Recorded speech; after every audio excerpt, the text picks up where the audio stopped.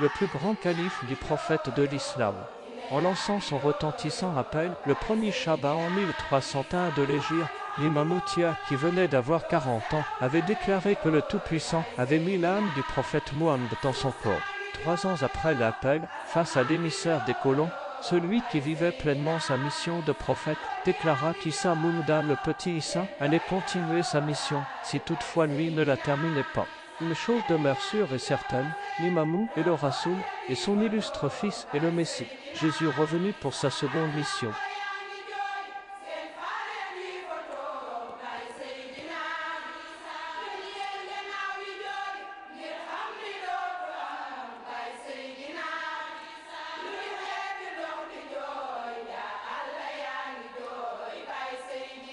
Le prophète Mohammed avait lancé cette mise en garde aux fidèles musulmans. Comment vous comporterez-vous lorsqu'Issa Maryam descendra parmi vous et que votre imam soit un des vôtres?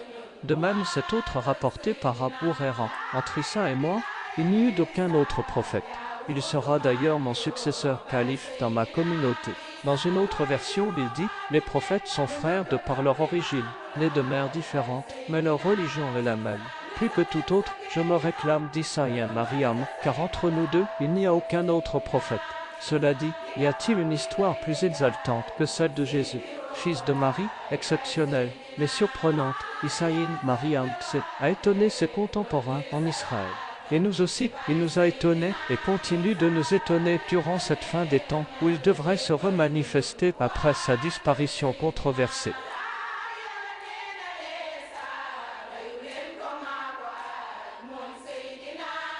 D'après les textes islamo-chrétiens, le bandeau qui entoure les signes infaillibles du retour du Messie pour l'accomplissement des prophéties auprès de l'imam al-Mahdi tombera des yeux du grand nombre des érudits qui auront la grâce de le reconnaître à la disparition de ce dernier. Au 1er siècle de notre ère, cette question de la seconde venue du Christ intéressait au plus haut point les 12 apôtres de Jésus. C'est pourquoi lorsqu'il était assis sur le mont, ils s'approchèrent et lui demandèrent « Dis-nous quand cela aura lieu, et quel sera le signe de ton avènement et de la fin du monde ?» Et Jésus leur répondit « Prenez garde qu'on ne vous abuse, car en viendra beaucoup sous mon nom qui diront « C'est moi le Christ », et ils abuseront bien des gens. Vous aurez aussi à entendre parler de guerre et de rumeurs de guerre. Voyez, ne vous alarmez pas, car il faut que cela arrive, mais ce n'est pas encore la fin.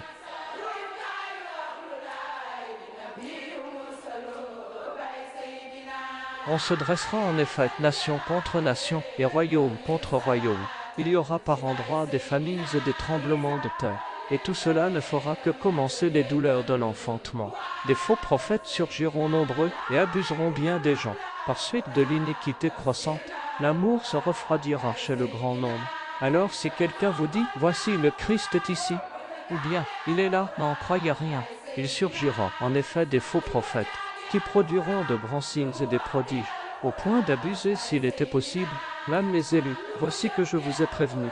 Si donc on vous dit, le voici au désert, n'y allez pas, le voici dans les retraites, n'en croyez rien, comme l'éclair, en effet, part du levant et brille jusqu'au couchant. Ainsi en sera-t-il de l'avènement du Fils de l'homme. Où que soit le cadavre, là se rassembleront les vautours. 24, 1-28.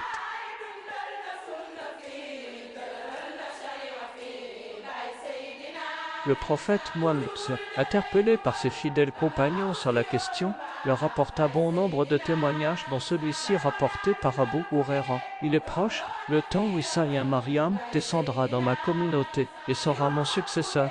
Il demeurera en ce monde 40 ans. Il se mariera et aura des enfants.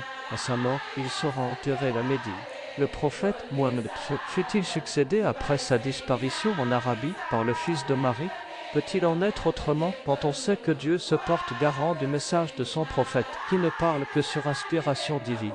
Le Coran reconnaît explicitement que Jésus n'a pas été crucifié, ni tué, et laisse présager la probabilité de sa mort dans les temps à venir.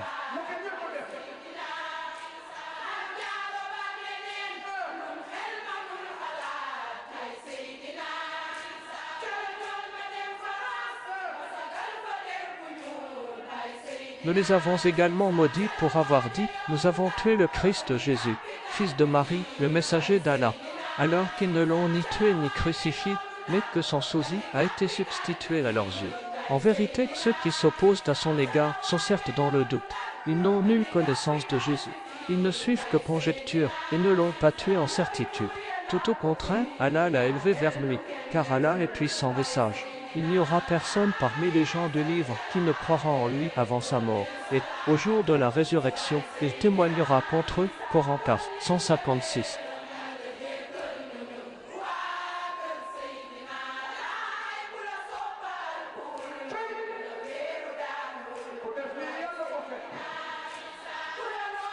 Au demeurant, lorsque l'annonce d'une ultime et nouvelle possibilité de grâce se répandit à travers toutes les sphères, de nombreuses âmes implorèrent Dieu afin qu'il leur accordât de pouvoir collaborer à la grande œuvre de rédemption de tous ceux qui veulent encore trouver la voie menant vers Dieu.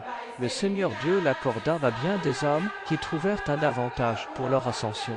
Les Écritures saintes bibliques nous rapportent ce témoignage sur les compagnons à venir du Fils de l'homme.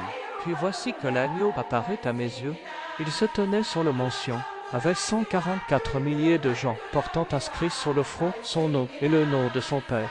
Et j'entendis un bruit venant du ciel, comme le mugissement des grandes eaux ou le grondement d'un orage violent. Et ce bruit me faisait songer à des joueurs de harpe touchant de leurs instruments. Ils chantent un cantique nouveau devant le trône et devant les quatre vivants et les vieillards.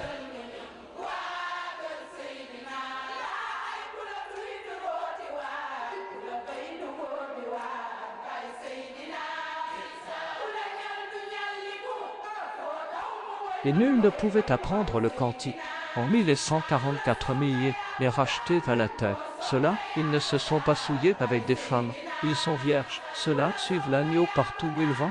Ceux-là ont été rachetés d'entre les hommes comme prémices pour Dieu et pour l'agneau. Jamais leur bouche ne connut le mensonge. Ils sont immaculés. Apocalypse 14.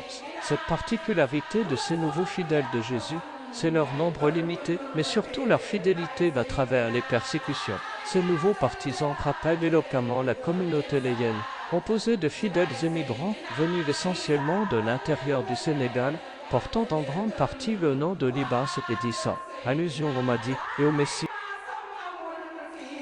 Ainsi furent préparés ces appelés qui, sous la conduite du Messie Sédina, Issa Roulaï, PSL, devaient se tenir à la disposition de l'imam des envoyés, lorsque viendrait pour lui l'heure de l'accomplissement de son ultime mission. Ils furent formés avec sollicitude en vue de ces tâches et incarnés sur terre en temps voulu, afin d'être prêts dès que les atteindrait l'appel de vérité que leur premier devoir était de guetter. Le grand poète de Sédina, l'imam Moulay al-Mahdi, le témoignera à travers ses beaux vers. Sa'amam, imamu watena, ba'nambiai urulubna, yarokulai jituna, dinam publi gari medina.